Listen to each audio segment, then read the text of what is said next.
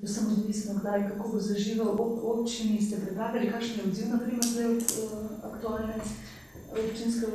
vlasti? To glede aktualnosti bo bolj Laura lahko, ki vodi mladinski center, sicer bi pa jaz povedal, da je ideja živa, ne? Tudi ko je Jure vprašal glede vseh ostalih prioritet, bom rekel, da je tu v veliki večini, mislim, da 80 do 85% predlogov je takih, ki so v teku in ki so uresničljivi. Zaradi tega bi težko nekot rekel, to pa je na prvem mestu in v tem pogoju potem se drugi ne rabi izpolniti. Vemo, tako Loška telovadnica kot kulturni dom in tako. So to tudi načrti občine kot takšne, se pravi, da dajemo tu nek programski pospešek tem idejam. Res pa je, da imamo pa nekaj novih, ki smo jih rečemo smučišče ali pa drsališče, ki pa so takšni, da ko se začne o njih razmišljati, ko se primejo, vemo, da je potreben čas, da se pride do projektne dokumentacije in da so časovno pač potem kasneje še uresničljivi, ampak nič manj realni. Glede mladinskega centra pa vemo, da je tu ena dolgoletna problematika lokacije na Žički, kjer se, bom rekel, v velikih naporih iskanja skupnega jezika z sosedi, v mojih ocenah našo skupni jezik, ampak vendarle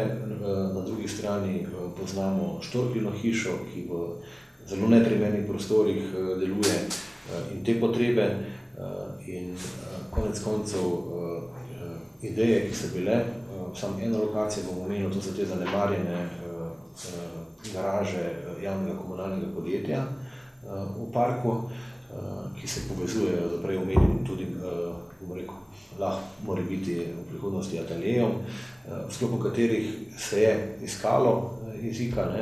ni se prišlo tako daleč, da bi se občina odločila, ampak menimo, da je ta moment in ga kot takega postavljamo zelo visoko, je pa zagotovo tu potrebni interes tako občine, ki bi lahko zagotovila po svoji strani osnovno infrastrukturo, se pravi prostor in potem neki skupni pristop k izgradnji. Je pa res potrebno biti hiter, vemo, da so ta sredstva Evropske komisije 2007-2014 pohajajo in da, koliko ne bomo tu ujeli vlaka,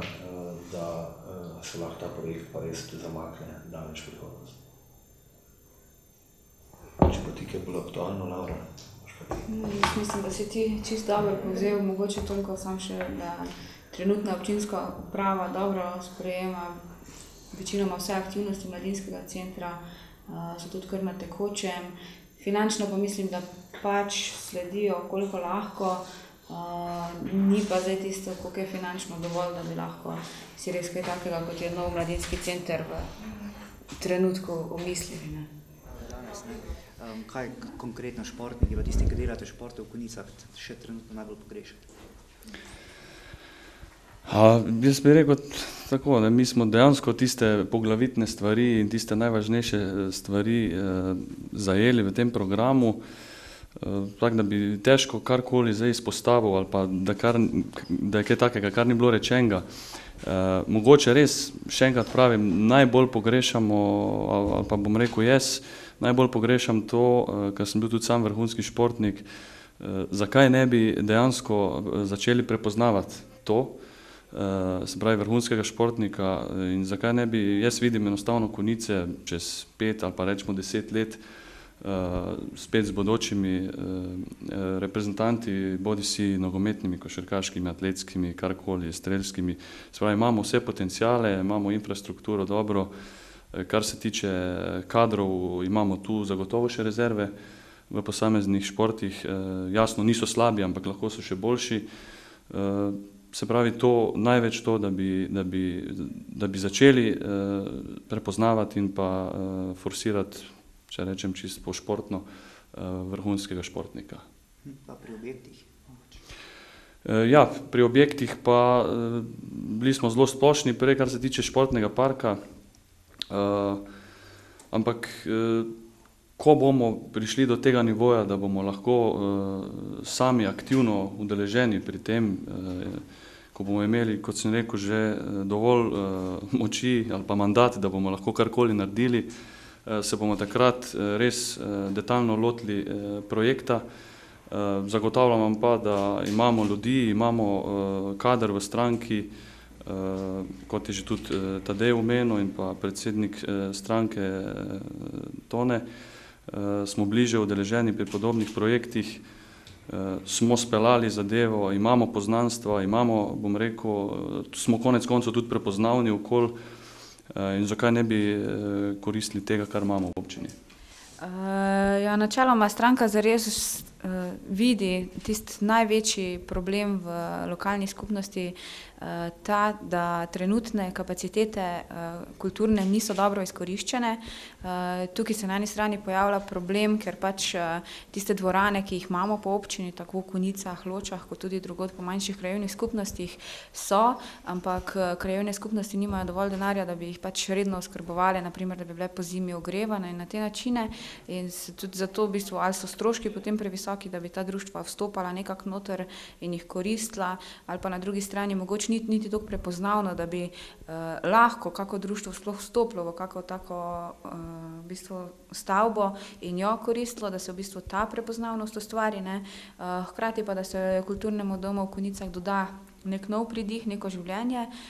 Trenutno dobro funkcionira to, da je v bistvu v sklopu kulturnega doma tudi knjižnica, ki mu daje pač to čisto dnevno življenje, ampak pač mislimo, da bi z nekim prizidkom, z nekim dodatkom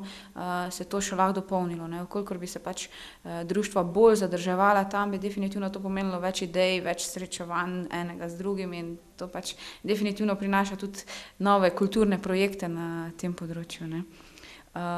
Tako kot je, ne vem, tudi Tadej prej omenil, pač oživitev starega mestnega trga je stvar, ki jo lahko v bistvu dosežeš zelo nizkim finančnim vložkom, sploh glede na to, da se bo pač v naslednjem letu trg zelo lepo obnovil, ne.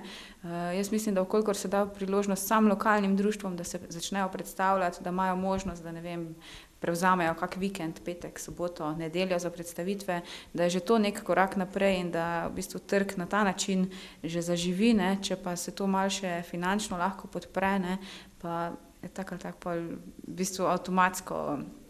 vse sledi temu, ne, da pač ljudje pridejo nazaj v mesto, da se vrnejo, da pridejo sem na sprehod, na ogled, pogledati kakšne stvari pač. Tako kot je bilo rečeno glede športa, tudi kultura, mladinska kultura je lahko dobrodošla preventiva, tudi kar zadeva preživljanje, kakovostnega preživljanja prostega časa mladih. Ja, jaz se popolnoma strinjam s tem, tudi mi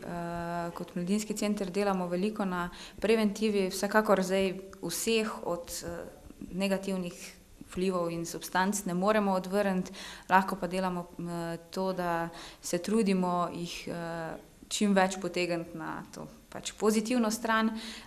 in vsekakor, če imamo za to dobro infrastrukturo, seveda tudi dobre ljudi, se da to doseči.